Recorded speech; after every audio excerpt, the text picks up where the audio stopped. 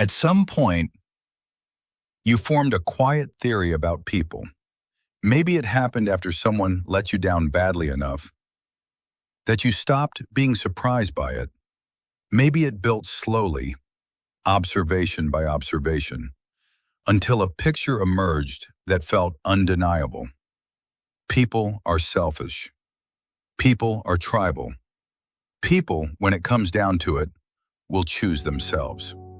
And the strange thing is, that theory probably felt like wisdom, like something you'd earned. But there's more going on here than people realize, and some of what you've concluded about human nature may be less a discovery about people and more a record of what your particular life taught you to expect. We live inside a culture that has a very specific story about what human beings are made of. That story gets told in news cycles, in cynical humor, in the way adults talk when they think children aren't listening. The story goes something like this. Underneath the surface, people are primarily self-interested. Cooperation is strategic. Kindness is conditional. And anyone who believes otherwise is naive. If you've absorbed some version of this, you're not unusual. You were shaped by the same world everyone else was. That's not a flaw in your character. It's what happens when the information you receive about people is systematically filtered toward conflict, betrayal, and disappointment. But that's not the full story. What we're really talking about is the map most people carry of human nature, and how quietly wrong that map tends to be. Not wrong in an obvious way. Wrong in the way a compass is wrong when you don't realize it's been sitting too close to a magnet. Slightly, consistently, in one direction.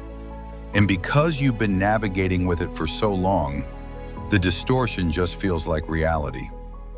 Here's what most people miss. The assumptions you hold about human nature don't just describe the world. They actively shape it. They determine who you trust, what you attempt, how close you let people get. They become a self-fulfilling architecture that keeps confirming itself. And this is where it gets interesting. Neuroscience has spent several decades trying to understand what human beings are actually wired for. And the findings keep disrupting the cynical story. The brain contains a system built for empathy that activates automatically, not as a choice, but as a reflex. Mirror neurons fire in response to another person's pain before conscious thought arrives. The brain's reward circuitry responds to acts of generosity in ways that parallel physical pleasure. Cooperation, genuine cooperation, produces neurological states that competition rarely does. None of this means people are always good. It means that goodness isn't the exception the popular story makes it out to be. It's built into the architecture. The famous psychologist Abraham Maslow spent much of his career arguing that human beings move toward growth when conditions allow it. Not because they're told to, not because it's strategic, but because that orientation is native to them. The cynical model of human nature assumes that the worst of what people do represents what they fundamentally are. But the worst of what people do tends to emerge from the worst of circumstances.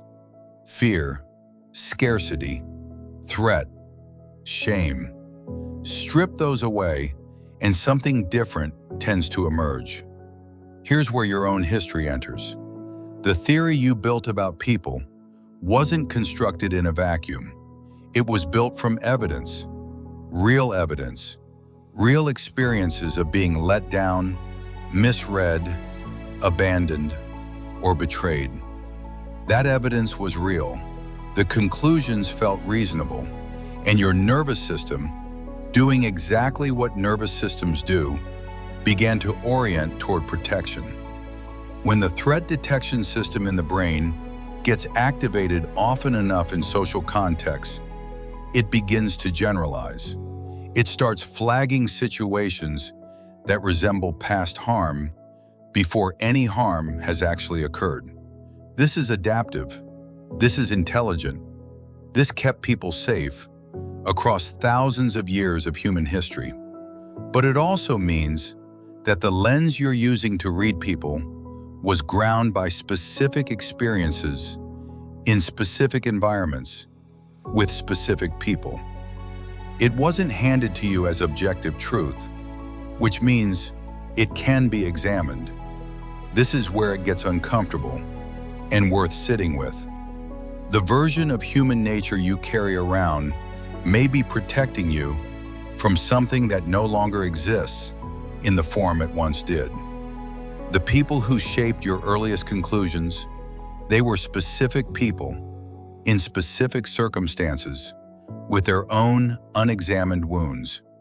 They weren't a representative sample of humanity. They were a starting point that got mistaken for a conclusion. Most people never revisit that. They refine the theory, add to it, find more evidence that confirms it. The confirmation bias loop runs quietly in the background, and the map never gets updated. Here's the paradox. The very sophistication that lets you read people quickly, anticipate disappointment, protect yourself from exposure, that same sophistication can make the world smaller than it needs to be. The intelligence of your protective system becomes, over time, a ceiling. But here's what none of this means. It doesn't mean you were wrong to protect yourself. It doesn't mean the people who hurt you weren't real. It doesn't mean openness is always safe, or that your caution has no value. Your wariness has served you. It belongs to you. It isn't something to be embarrassed by or to perform your way out of. What it does mean is that the picture of human nature you've been working from is probably incomplete. Not because you're cynical, but because incomplete information produces incomplete maps, and you were only ever given access to a portion of the full picture.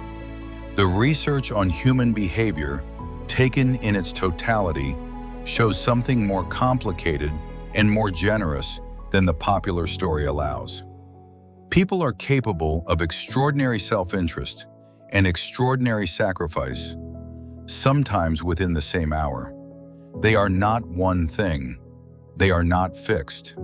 They are responsive to context, to safety, to the quality of connection on offer.